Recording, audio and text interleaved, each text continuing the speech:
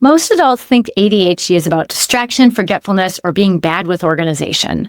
But for many women, especially high-functioning ADHD women, the hardest ADHD symptoms aren't the obvious ones.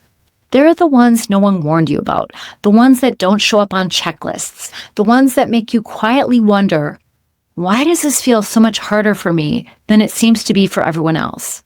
Today, I want to talk about 3 unexpected ADHD symptoms ADHD adults often miss. And once you see them, a lot of things start to make sense. Symptom 1, emotional reactivity. Have you ever reacted strongly to something small, a comment, an email, a look, and then immediately thought, why did that hit me so hard?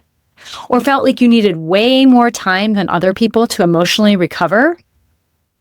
ADHD isn't just a focus condition. It's a regulation condition. ADHD brains tend to register emotions faster, experience them more intensely, and take longer to return to baseline.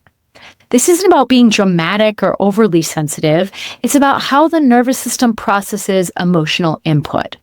A common example I see is someone receives a short, neutral email, like, hey, I need to talk to you. No exclamation point, no warmth. And their body reacts as if something is wrong. The mind spins, the chest tightens, and focus disappears. Not necessarily because the person is insecure, but because their nervous system reacted before logic could step in. And when emotions spike like that, it doesn't just affect how you feel.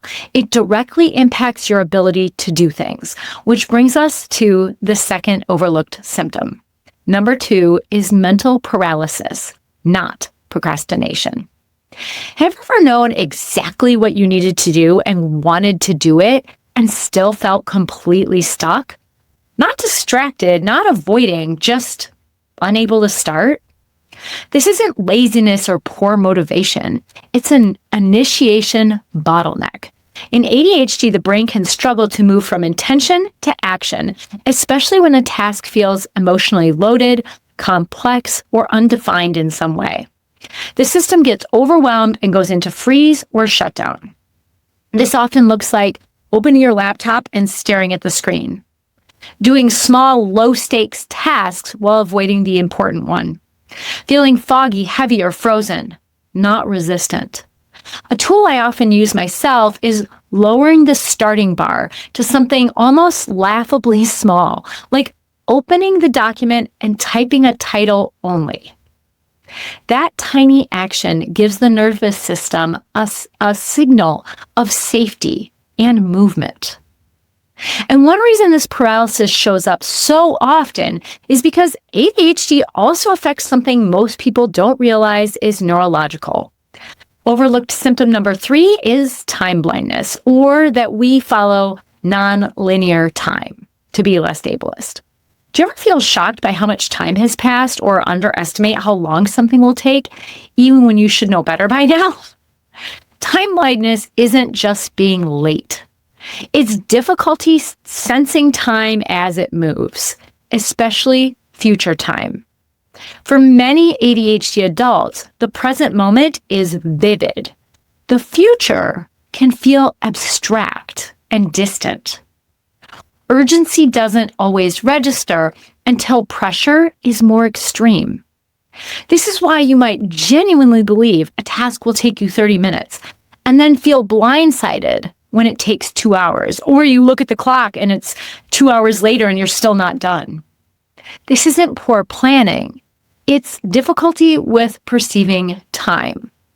This also explains chronic overcommitting, exhaustion, and shame around reliability. When you put these 3 together, emotional reactivity, intention paralysis, and time blindness, a pattern starts to emerge. These symptoms are often missed because they don't look like classic ADHD.